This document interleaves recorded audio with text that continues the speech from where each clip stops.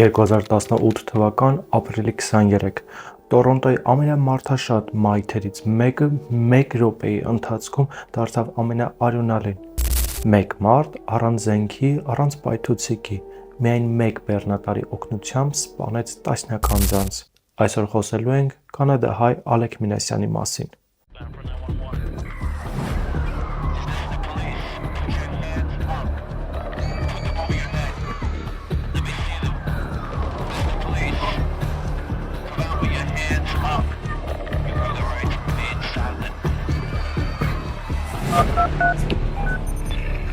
What's your emergency? Ով էր Ալեք Մինասյանը։ Նա ծնվել է 1992 թվականին Կանադայում, հայրը տեղափոխվել է Հայաստանից Կանադա, ինժեներ էր, իսկ մայրը Իրանից էր։ Ալեքը ուներ նաև փոքր եղբայր եւ նրանց հարաբերությունները շատ լավն էին, ինչպես եղբոր հետ, այնպես էլ ընդհանուր ամբողջ ընտանիքը շատ նորմալ պայմաններում էր ապրում։ Չէին բողոքում ոչ ուտելիքից, ոչ ապրուստից եւ ոչ էլ առասարակ ոչինչից չէին բողոքում։ Սակայն Ալեքը մանկուց եղել է շատ ներպարփակված, նա չի խոսել տանեցիների հետ ու շատ հաճախ ընտանիքի անդամները փորձել են դիմել հոգեբաններին կամ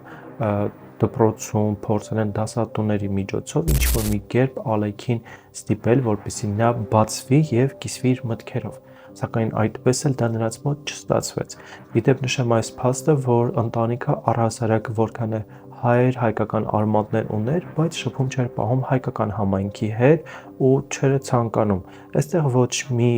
վատ բան չկա, դա նրանց ընտրությունն է ու սա ոչ մի կերպ չի անդրադառնում պատմությանը, սակայն սա փաստ է, որը կարելի է արձանագրել։ Դպրոցում Ալեքը շատ հաճախ ենթարկվում էր բուլինգների, ինչպես դպրոցում, այնպես էլ նաև բակում։ Շատ հաճախ նրան անվանում էին տարօրինակ, բուլինգները անում էին հիմնականում իր պահվածքի համար, նա կարող է ինչ-որ շարժումներ անել, ինչ-որ ձայներ հանել, որոնք տարօրինակ թվային երեխաներին, ու բուլինգների արդյունքում տղան էլ ավելի ինքն իր ներսում փակվեց ու մի փոքր ատելություն ձևավորվեց տղայի մեջ։ Ալեքը ուներ աուտիզմի սպեկտր խանգարում։ Ինչպես էր դա արտահայտվում նրա մոտ։ Նա ուներ սոցիալական կապերի բացակայություն։ Դեռ ուսանողական տարիներին Ալեքը հայտնի էր իր մեկուսացվածությամբ։ Նա հազվադեպ էր խոսում, հազվադեպ էր մասնակցում քննարկումների, իսկ խմբային աշխատանքներին սահմանափակում էր կարճ մեխանիկական պատասխաններով։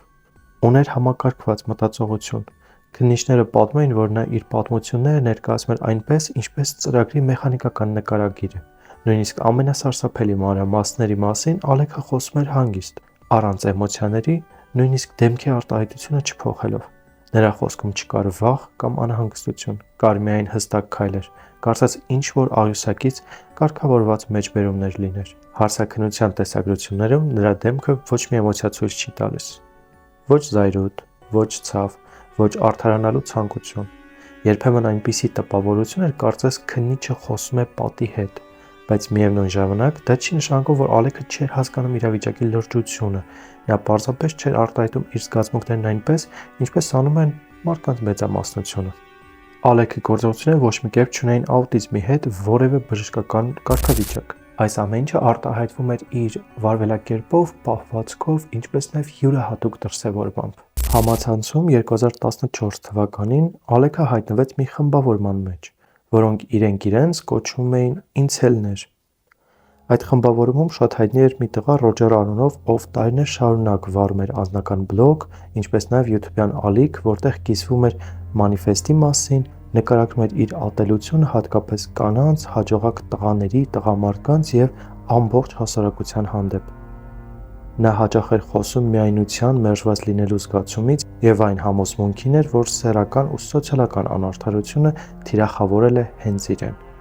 Կալիֆոռնիայում նա իրականացրեց պլանավորված հարձակումների շարք, կրակելով ու մեքենայով վրա երթանելով մարդկանց։ Տասնյակ մարդիկ վիրավորվեցին, մահացավ 6 մարդ։ Ռոջերը այդ խմբավորման համար, հետագայում նաև Ալեքի համար հանդիսանում էր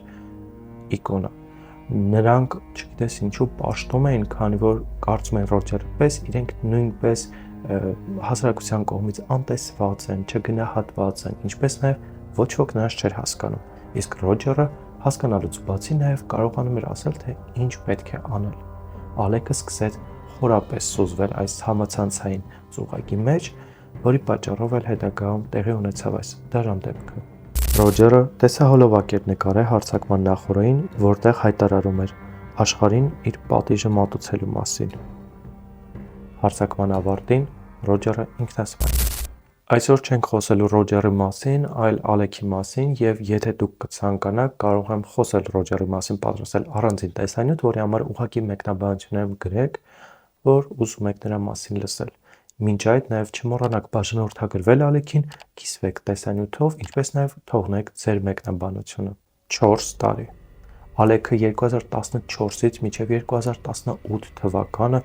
ամբողջ իր ժամանակը անցկացնում էր այդ կայքում, ուսումնասիրելով տարբեր մարդկանց գրառումները, նրանցից ոգևորվում եւ ոգեշնչվում։ Վերջապես նա որոշում է գործել։ Ապրիլի 23 Ալեքը վարձում է սպիտակ բեռնատար։ Facebook-ում կատարում է գրառում, որ նա կատարում է բոլորի վրեժը, որից հետո մտնում մայթ, 10 մարդ, 16 վիրավոր։ Ականատեսները պնդում էին, որ սա հաստատ մտածված է, քանի որ ոչ մի իմաստ չկար բեռնատարը մայթով վարելու։ Հարձակումից հետո Ալեքը կանգնեցրեց մեքենան, իջավ մեքենայից եւ սպասեց ոստիկաններին։ Ալեք Մինասյանի հարցաքննությունը տևել է մոտ 4 ժամ։ Նրան ձերբակալեցին եւ տեղափոխեցին Տորոնտոյի ոստիկանության շտաբ։ Տեսանյութը massամբ հրապարակվել է եւ տրամադրվել ԶԼՄ-ներին, որպեսզի այն տեղադրեն հանգիստ իրենց կայքերում ու բարձրաբանվի այս ամենը։ Վիդեոում երևում է, թե որքան հանգիստ եւ որքան սառնասիրտ է Ալեքը։ Նրա դիմաց նստած ոստիկանը չի կարողանում իր էմոցիաները զսպել, սակայն ցույց տալով հանգստություն, կարողանում է վերջապես տղայից պատասխաններ կորզել։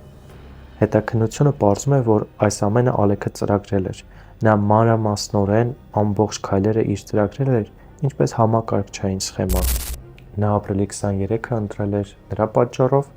քանի որ այդ օրը մարդաշատ է փողոցը լինում։ Իսկ փողոցը նա ընտրել էր դիտմամբ այնպիսի փողոց, որտեղ չկային արգելակներ, որտեղ մարդիկ չէին կարողանա փախչել, ինչպես նաև ֆուրգոնը, որը նա վարձել էր, դա նույնպես մտածված էր։ Քանի կիլոմետր ժամանակություն կարող է զարգացնել, որքան ամուր է դիմացի հատվածը, որպեսզի ավելի շատ մարդ դրա տակ անցնի։ Դրա նախօրեին եւ հենց նույն օրը Ալեքը տանից դուրս գալով տանեցիների, ինչպես նաև իր ծանոթների հետ ոչ մի բանով չի կիսվում։ Նա ցույց չի տալիս իր պահվածքով որևէ անսովոր բան, ինչպես նաև կապի միջոց իր հետ չի վերցնում, ինչը մի փոքր տարօրինակ էր, քանի որ միշտ Ալեքը ուներ իր մոտ հեռախոս, որով էլ նա անընդհատ հետևում էր թարմացումներին սոցցանցերում, որպեսզի տեսներ, թե ինչ նոր մեսիջ կա։ Հարցաքննության ընթացքում Ալեքը խոստովանեց, որ նա ոգեշնչվել է ինցել գաղափարախոսությունից։ Քննիչի այն հարցին, որ 10 մարդ զոհվել է, ինչպես նաև 15-ը վիրավորվել, դուք ես ինչպես ես զգում Ալեք։ Նա սառնասրտորեն պատասխանում է. ես կարծում եմ իմ առաքելությունը կատարեցի։ Ալեքին, ինչպես արդեն հասկացաք, դատապարտում են։ Դատի ողջ ընթացքում դատարանում շատ ծանր մթնոլորտ էր տիրում։ Ներկային հոգեբանները, Ալեքի ծնողներն ու ընկերները, ինչպես նաև զոհվածների ծնողները եւ նրանց ընկերները։ Ալեքի հայրը իրեն շատ վատ էր զգում այս ամենի մեջ եւ իրեն էր մեղադրում, ասելով, որ նա է այս ամենի մեղավորը։ Եթե նա մի փոքր այլ կերպ Ալեքի հետ շփվեր, մի փոքր այլ կերպ նրան դաստիարակեր, ապա նման բան չէր լինի։ Ամբողջ ընթացքում հայրը իրեն շատ վատ է զգացել եւ մի կերպ է պատասխանել դատավորի հարցերին։ Սա այն եզակի դեպքերից է, երբ որ մարդասպանի ծնողը դատարանում գտնվելուց բացի հասկանում է ողջ կատարվածը եւ մեղադրում իրեն, քան որ ինչպես նախորդ տեսանյութերում կարող եք դիտել, այնտեղ դատարանում համարյա մարդասպանների ծնողները ներկա չեն գտնվում, քան որ կամ մահացած են, կամ ուղղակի չեն ցանկանում իրենց երեխաների հետ շփվել։ Դատը տևում է տարիներ։ 2020 թվականին COVID-ի պատճառով դատավարությունները կանգնում են։ Որոշ ժամանակ անց կառավարությունը որոշում է նորից սկսել դատը, սակայն այս դեպքում on-line ձևաչափով։ On-line ձևաչափի ժամանակ կրկին միանում են բոլորը, Ալեքը միանալով նորից նույն սառնասրտությամբ եւ նույն հանգստությամբ պատասխանում է բոլորի հարցերին։ Այս ողջ ընթացքում, ինչպես բանտախցում, այնպես է դատարանի ներսում Ալեքը որևէ էմոցիա ցույց չի տվել։ Ինչպես փոքր տարիքում, այնպես էլ հիմա նա էմոցիաներ չի արտահայտում։ Այս ամենը շատ բնորոշ է այն մարդկանց տեսակին, որոնք համարյա ոչինչ չեն զգում եւ պատրաստ են ամեն ինչի։ Ինչպես նաեւ կա փոքրիկ, այսպես ասած, չճշտված միֆ, որ այն բոլոր մարդիկ, որոնք իրականացնում են տարբեր տեսակի տերակտներ, հա, նրանց աուրան մանուշակագույն է եւ նրանք շատ հանգիստ են կյանքում։ Սա իհարկե ապացուցված չէ, սակայն օդում պտտվող լուր է։ Ալեքին զննել են մի քանի հոգեբուժներ։ Բոլորը համաձայն են, որ նա ունի աուտիստական գծեր, սակայն չունի հոգեկան հիվանդություն եւ նա հասկացել է, որ սպանում է։ Գիտակցել է իր արարքների հետևանքները եւ ամբողջ լրջությունը։ 2021 թվականի մայիսի 3-ին Ալեք Մինասյանին դատապարտեցին 25 տարվա ազատազրկման, 10 մարդու սպանության եւ 15 մարդու վիրավորելու համար։ Դատավորը նրան հարցրեց. «Արդյոք դուք հասկանում եք, որ սխալ եք արել»։ Ալեքը իրեն հատուկ սառնասրտությամբ պատասխանեց. «Ըստ օրենքի ես գիտեմ, որ սխալ եմ արել»։ Կարծում եմ, որ այո։ 10 people died here today. 15 people were seriously injured. I think it's important to ask how you feel about that. I feel like I accomplished my mission. Feel like you accomplished your mission. Yes. Okay. Down for 911. This is the police. Put your hands up. Put them over your head. Let me see them. This is the police. Come out with your hands up. You have the right to remain silent.